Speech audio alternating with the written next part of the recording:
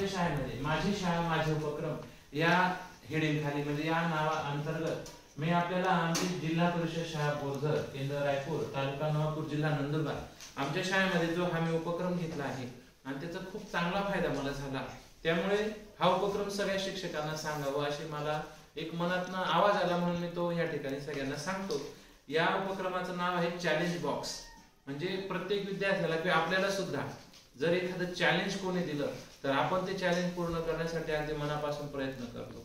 मग त्याच आपल्या नैसर्गिक म्हणजे सहज प्रवृत्तीचा उपयोग अध्यापनामध्ये करून या विद्यार्थ्यांच्या या नैसर्गिक सहज प्रवृत्तीचा आपण कशा पद्धतीने अध्ययन उपयोग करून घेतो हे या ठिकाणी उपक्रमातनं मला कळून आलेला आहे आणि याचा फायदा झालाय। तो फायदा सुद्धा तुम्ही नक्की घ्या आणि याचा हा उपक्रम कसा राबवायचा याच्याविषयी माहिती तुम्हाला आपल्या या बोरधर शाळेमधील विद्यार्थी या ठिकाणी माहिती देणार।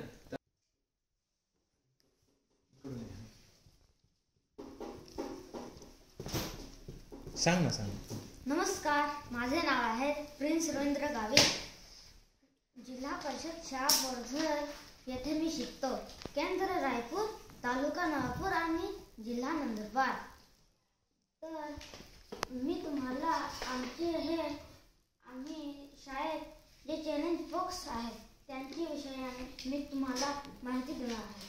तर हे बघा, पहिलं आहे हे ब्रॉन्झ लेवल, याच्यात आहे 1 ते 31 पर्यंत कार्ड आणि हे आहे सिल्वर लेवल, याच्यात आहे 132 ते 233 कार्ड। हा आहे गोल्ड लेवल, याच्या सुद्धा पुढच्या नंबर प्रमाणे कार्ड दिलेले आहेत। हा आहे डायमंड लेवल, याच्यात आहे अजून त्याच्या पुढच्या क्रमांकाचे कार्ड्स आहेत आणि हे आहे एक मोकळी पेटी, याच्यात कार्ड्स नाही। कारण का की एवढे चॅलेंज पार करताना विद्यार्थ्यांना अचानक काही सुचलं, नवीन चॅलेंज द्यायचं सुचलं कोणाला तरी, तर ते त्यांनी स्वतः तयार करून ह्या बॉक्स मध्ये टाकायचं।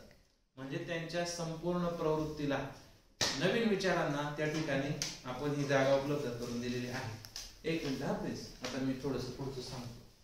तर याच्यात बघितलं तुम्ही तर प्रत्येक ठिकाणी असे कार्ड्स दिलेले, या प्रत्येक बॉक्स मध्ये कार्ड्स आहेत। तर त्यातले जे कार्ड्स आहेत बघा, कधीही गर्व करू नये, गर्वाने आपले नुकसान होते, गर्व करणाऱ्या माणसाला खरा मित्र कधीच भेटत नाही। आता याच्यात काय दिलंय, वरील उतारा वाचा आणि प्रश्न तयार करा। हे ब्रॉन्झ लेवलचं आहे, म्हणजे हा उतारा पहिले त्याला वाचता येणं गरजेचं आहे। मग वाचता येत नसेल तर तो काय करेल, मित्रांची मदत घेईल। सगळ्यात पहिले आपण एक ठरवलेलं आहे की शिक्षकाचा क्रमांक आहे सगळ्यात शेवटी। प्रथम विद्यार्थी स्वतः शिकण्याचा प्रयत्न करणार, त्याला नाही जमलं तर मग त्याचे जे मित्र परिवार असतो, विद्यार्थी असतात, दुसरे विद्यार्थी नव्हे मित्र परिवार, तर त्यांच्याकडनं त्याने ते शिकून घ्यायचं। आणि त्यांच्याकडनं नाही कळलं तर मग जे डिजिटल साहित्य आहे, मोबाईल झाला, आमच्याकडे संगणक आहे किंवा टीव्ही आहे, याच्यावर जे आम्ही शैक्षणिक व्हिडिओ आहेत त्यांच्या मार्फत त्याला काही उपयोग होतो का ते बघायचं। आणि याच्यातनं सुद्धा जर त्याला काही कळलं नाही तर सगळ्यात शेवटचा टप्पा शिक्षक, म्हणजे विद्यार्थ्यांनी इथं स्वतः शिकण्यावर भर दिलेला आहे की ह्या बॉक्स मधील ब्रॉन्झ लेवल जर त्याने पार केली की नंतर मग त्याने सिल्वर लेवल मधील कार्ड्स जे आहेत ते पूर्ण करायचे। त्याच्यानंतर मग ह्या गोल्ड लेवल मध्ये आणि नंतर डायमंड लेवल मध्ये, जे म्हणजे पिसा पातळी असेल, ह्या पातळीचे जे सगळे लेवलचे प्रश्न या ठिकाणी आहेत।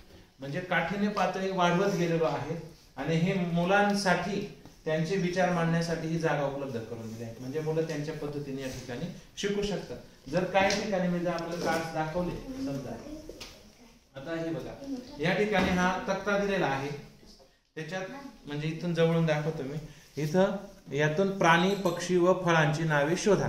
म्हणजे हा तक्ता त्याने बघायचं, ह्या प्रत्येक कार्डला नंबर दिलेला आहे बघा, आणि हा सिल्वर लेवलचा आहे म्हणून इथं यस लिहिलेला आहे कोपऱ्यात। इथं 43 नंबरचं कार्ड आहे, मागे आता नवीन अजून कार्ड्स ऍड केल्यामुळे प्रत्येक नंबर चेंज झाले म्हणून हा 147 दिला। म्हणजे जवळजवळ बघा प्रत्येक खोक्यात सुमारे कमीत कमी 100 कार्ड्स आहेत असं लक्षात घ्या। आणि ज्यावेळेस मग हे 1 2 3 4 आणि एकेका कार्ड्सवर वेगवेगळ्या प्रकारचे प्रश्न आहे प्रत्येक विषयाचे। आता मध्येच हा या ठिकाणी दुसरा प्रश्न बघा, खालील शब्दांचे समानार्थी शब्द लिहा। तर या ठिकाणी समानार्थी शब्द वेगवेगळे ग्रंथालयातले पुस्तक आहेत, त्यानंतर